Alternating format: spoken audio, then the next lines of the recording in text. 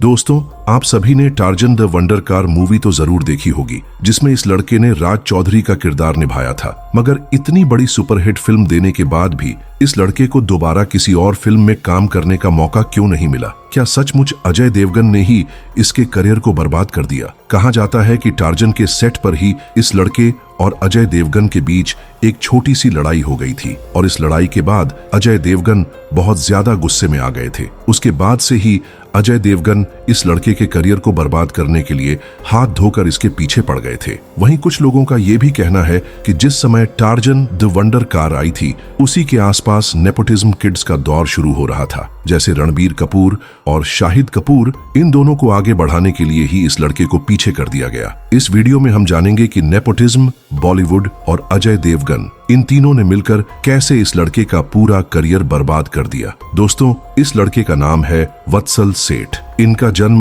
5 अगस्त 1980 को मुंबई, महाराष्ट्र में हुआ था। इन्होंने अपनी पढ़ाई जय हिंद कॉलेज, मुंबई से की थी। वहां ये कंप्यूटर साइंस के एक होनहार छात्र थे, जिन्हें सॉफ्टवेयर और कंप्यूटर की अच्छी खासी जानकारी थी। अब जानते हैं इनके एक्टिंग करियर के बारे में। दोस्तों, टार्जन द वंडर कार इनकी करियर की पहली फिल्म नहीं थी। इससे पहले ये टीवी धारावाहिकों में काम किया करते थे। दरअसल हुआ यूं कि इनके एक दोस्त की मम्मी स्क्रिप्ट राइटर थीं, जो अलग अलग टीवी धारावाहिकों के लिए स्क्रिप्ट लिखा करती थीं। उनके घर वत्सल का आना जाना लगा रहता था। एक दिन उन्होंने वत्सल से कहा कि एक नया टीवी धारावाहिक रिलीज होने वाला है, जिसका नाम जस्ट मोहब्बत है और मेरे ऑफिस में ही उसका ऑडिशन हो रहा है। तुम चाहो तो ऑडिशन देने आ सकते हो। वत्सल ने पहले तो मना कर दिया कि उन्हें एक्टिंग में कोई दिलचस्पी नहीं है, क्योंकि वो तो कंप्यूटर साइंस के स्टूडेंट हैं। लेकिन उनकी दोस्त की मम्मी ने कहा कि एक बार जाकर देख लो, क्या पता एक्टिंग में ही मन लग जाए। अगले ही दिन वत्सल बिना किसी तैयारी के ऑडिशन देने चले गए। दोस्तों, इससे पहले वत्सल ने कभी कोई एक्टिंग क्लास ज्वाइन नहीं की थी।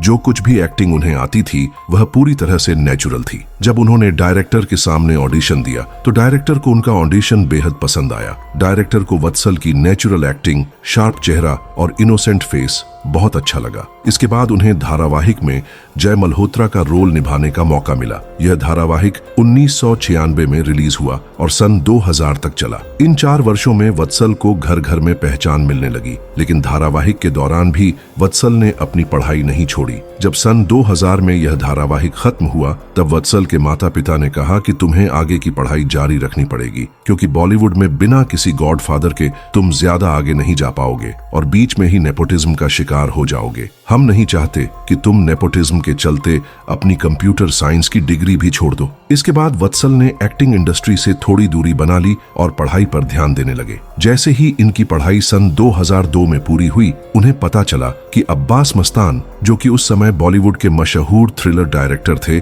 जिन्होंने बाजीगर और रेस जैसी सुपरहिट फिल्में डायरेक्ट की थीं, एक नई फिल्म बना रहे हैं जिसका नाम टार्जन द वंडर कार होने वाला है। यह मूवी एक अलग ही कॉन्सेप्ट पर आधारित थी, जिसमें एक बाप की आत्मा अपने बेटे की कार में समा जाती है। यह कहानी वत्सल को बेहद पसंद आई और वे ऑडिशन देने पहुंच गए। वहां जाकर पता चला कि अब्बास मस्तान एक ऐसे चेहरे की तलाश में है जो अब तक बॉलीवुड में नजर न आया हो और जिसके पास थोड़ा बहुत एक्टिंग का अनुभव हो। जैसे ही वत्सल का नंबर आता है, वे ऑडिशन देते हैं और उनका ऑडिशन अब्बास मस्तान को बहुत पसंद आता है। जब उन्होंने वत्सल का प्रोफाइल देखा, तो उसमें लिखा था कि वत्सल ने जस्ट मोहब्बत जैसे धारावाहिक में काम किया है, जिससे उन्हें अनुभव भी है। इसलिए डायरेक्टर को लगा कि उन्हें ज्यादा मेहनत नहीं करनी पड़ेगी। इन्हीं सभी बातों को ध्यान में रखते हुए अब्बास मस्तान ने वत्सल सेठ को राज चौधरी के किरदार के लिए चुन लिया। दोस्तों, ये रोल इतना बड़ा था कि उस फिल्म में अजय देवगन जैसे सुपरस्टार भी सिर्फ साइड रोल में नजर आए। जिन्होंने यह मूवी देखी है,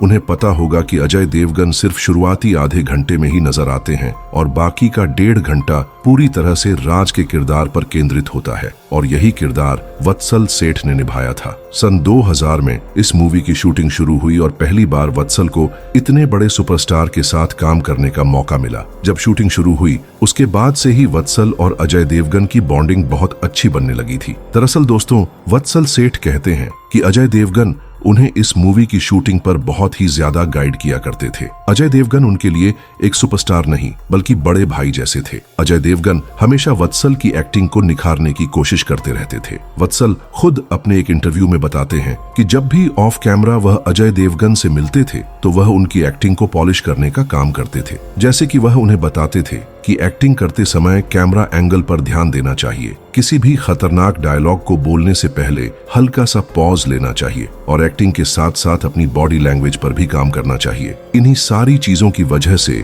यह मूवी आज जहां पर खड़ी है वहां तक पहुंची। दरअसल दोस्तों, वत्सल सेठ के ऊपर इस फिल्म की बहुत बड़ी जिम्मेदारी थी, क्योंकि वह मेन रोल में थे और मेन रोल ही डिसाइड करता है कि यह मूवी बॉक्स ऑफिस पर हिट होगी या फ्लॉप। दोस्तों, अगर आप इस वीडियो के इस हिस्से तक आ ही गए हैं तो इस वीडियो को लाइक करके चैनल को सब्सक्राइब जरूर कर दीजिएगा। सन 2003 के आखिरी में इस फिल्म की शूटिंग खत्म होती है और सन 2004 के मध्य में यह फिल्म बॉक्स ऑफिस पर रिलीज होती है। जैसे ही यह फिल्म रिलीज होती है, ये ताबड़तोड़ कमाई करना शुरू कर देती है। ये मूवी इतनी बड़ी ब्लॉकबस्टर साबित होती है कि उस समय के सारे बड़े रिकॉर्ड्स तोड़ देती है और रातों रात वत्सल सेठ बेहद फेमस हो जाते हैं। उनका चेहरा घर घर में पहचाना जाने लगता है। उस दौर के 90 के दशक के बच्चों के वह फेवरेट हीरो बन जाते हैं। मगर कहते हैं ना, जब फेम आता है तो उसके साथ साथ अहंकार भी आ जाता है। कुछ ऐसा ही वत्सल के साथ भी हुआ। दरअसल इस फिल्म की कामयाबी के बाद वत्सल सेठ को लेकर अजय देवगन की एक खास योजना थी।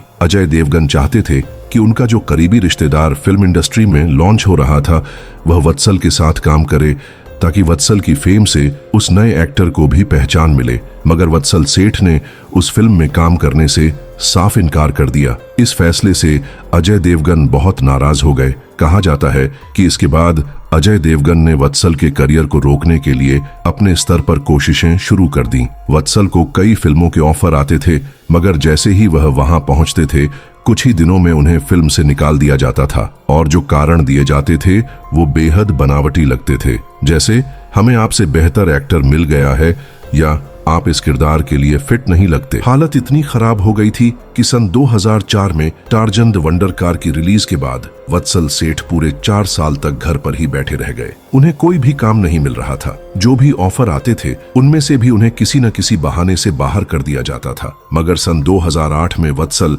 नन्हा जैसलमेर नाम की फिल्म साइन करते हैं, जो सन 2009 में रिलीज होती है। लेकिन यह फिल्म बुरी तरह फ्लॉप हो जाती है। उसके बाद वह हीरोज मूवी में काम करते हैं, जो सन 2010 में आती है और वह भी फ्लॉप हो जाती है। फिर पेइंग गेस्ट में काम करते हैं, लेकिन वह फिल्म भी नहीं चलती। लगातार 3 फ्लॉप फिल्में देने के बाद वत्सल का करियर और भी नीचे चला जाता है और उन्हें फिर कोई डायरेक्टर अपनी फिल्म में लेना नहीं चाहता, क्योंकि आप जानते ही हैं, उगते सूरज को सब नमस्कार करते हैं लेकिन ढलते सूरज को कोई नहीं पूछता। बॉलीवुड से उम्मीद छोड़कर वत्सल दोबारा टीवी धारावाहिक की तरफ लौटते हैं। सन 2014 में एक हसीना थी नाम के सीरियल में उन्हें शौर्य का निगेटिव रोल मिलता है। फिर 2017 में हासिल और 2019 में ये रिश्ता है प्यार के में काम करते हैं और इन्हीं दिनों में इन्हें ईशिता दत्ता से प्यार हो जाता है। बाद में 2019 में दोनों शादी कर लेते हैं। शादी के बाद वत्सल सेठ न तो किसी फिल्म और न ही किसी टीवी शो में नजर आते हैं। इतने संघर्ष और असफलताओं को देखने के बाद वह एक्टिंग करियर को